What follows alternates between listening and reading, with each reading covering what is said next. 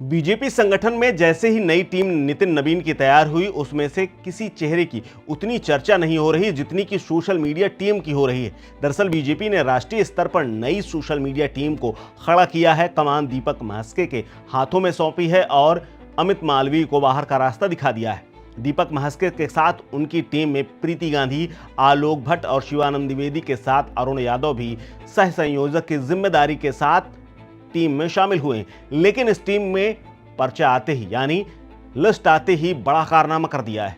दरअसल इन सब ने सबसे पहले काम लिस्ट में नाम आते ही अपने उन तमाम गंदे ट्वीट्स को, उन तमाम विवादित बातों को, उन तमाम ऐसे ट्वीट्स जिसकी भाषा बेहद गंदी थी, बेहद छोटी थी, बहुत हल्की थी, उसको बाहर का रास्ता दिखाया। यानी साफ सफाई सबसे पहले इन लोगों ने शुरू कर दी। और इसके पीछे का कारण क्या है, इसके पीछे आखिरकार वजह क्या है, इसको लेकर के सोशल मीडिया पर खूब चर्चा हो रही है। दरअसल टीम के ऐलान के साथ ही जैसे ही लोगों ने इस टीम के तमाम लोगों के बारे में सोशल मीडिया पर खंगालना शुरू किया, उनके बारे में ट्वीट्स पढ़ने और उनकी सोच के बारे में जानने की कोशिश की, तो पता चला कि सब के सब अपने ट्वीट्स डिलीट कर चुके हैं या फिर किसी ने प्राइवेट कर रखा है।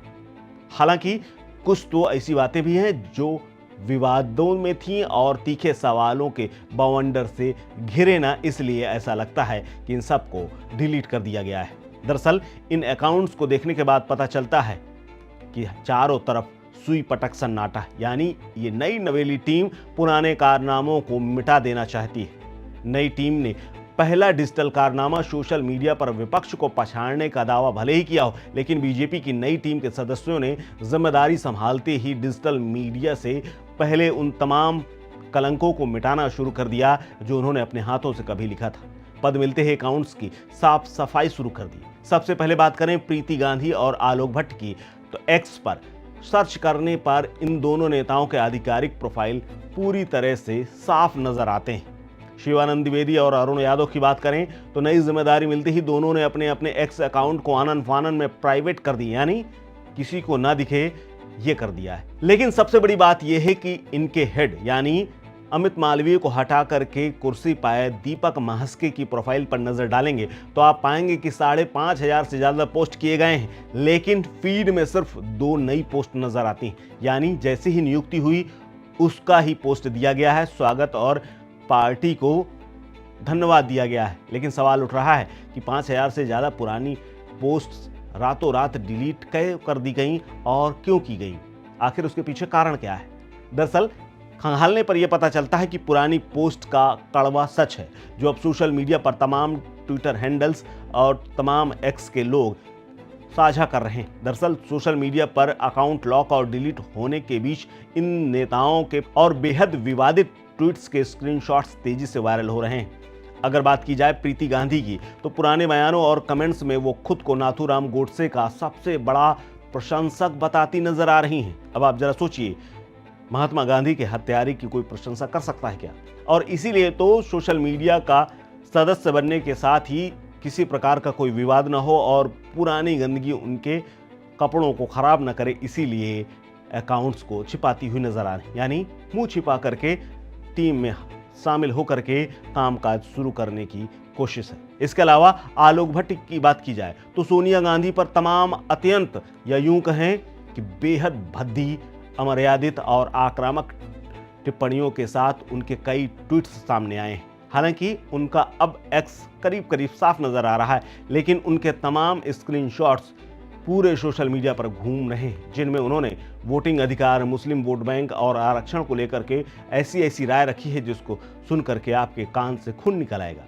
और ऐसे ही एक शख्स हैं, नाम है अरुण यादव। ये भी सोशल मीडिया टीम का ही हिस्सा बने। साल 2017 का एक पुराना ट्वीट वायरल हो रहा है जिसमें उन्होंने समाजवादी पार्टी प्रमुख अखिलेश यादव को टैग करते हुए धार्मिक भावनाओं को ठेस पहुंचाने वाली टिप्पणी की है। आपको बता दें ये वही अरुण यादव हैं जिन पर कुछ साल पहले हरियाणा बीजेपी की ओर से कार्रवाई की गई थी और इन पर एक्शन भी पार्टी ने लिया था। अब सबसे बड़ा सवाल यह है कि दीपक म्हात्रे की इस नई नवेली टीम का ये डर है या फिर डिजिटल क्लीनअप, क्योंकि अमित मालवीय ने भी बीते काफी दिनों से ऐसे ट्वीट्स किए थे जिनको लेकर के कांग्रेस और तमाम नेताओं ने विपक्ष के ये कहा था कि बेहद नफरती और बेहद भद्दे और गंदे ट्वीट उनकी तरफ से किए जा रहे हैं। क्या वाकई में बीजेपी की ओर से इस नई नवेली टीम को अपना पुराना रिकॉर्ड साफ करते हुए नए तरीके से काम करने की सलाह दी गई है और इसीलिए इस टीम में आते ही अब इन लोगों ने पुरानी गंदगी साफ की है और नए तरीके से नए कपड़ों के साथ शुरू करना चाहते हैं। ये डर है डिजिटल क्लीनअप। पार्टी का आधिकारिक काम संभालने से पहले पुरानी पोस्ट्स और अकाउंट्स को प्राइवेट करने को लेकर के तमाम लोग कह रहे हैं कि ये सोची समझी डिजिटल सफाई है। राष्ट्रीय जिम्मेदारी मिलने के बाद नेताओं को एहसास हुआ है कि उनके अतीत का व्यक्तिगत आक्रामक और अमर्यादित बयान अब पार्टी की छवि पर भारी पड़ सकता है, इसीलिए प्रिकॉशनरी तौर पर साफ किया गया है। हालांकि सवाल अब भी बरकरार है कि जो टीम खुद अपने अतीत के ट्वीट्स का सामना करने से भाग रही है, क्या वो सोशल मीडिया के मैदान में पार्टी का बचाव कर पाएगी? क्योंकि अगर पार्टी का बचाव नहीं कर पाई, जैसे सीजेपी के दौरान अमित मालवीय फेल हुए, तो इस टीम में भी बदलाव कभी भी हो सकता है। क्योंकि अब बीजेपी का सोशल मीडिया हैंडल और आईटी सेल बीते काफी समय से पिछड़ते नजर आ रहे हैं और विपक्षी लीड लेते हुए, और इसीलिए शायद अमित मालवीय की छुट्टी हुई है और नई टीम पर जिम्मेदारी दी गई है। फिलहाल इस खबर में इतना ही। देखते रहिए स्टेट मिरर।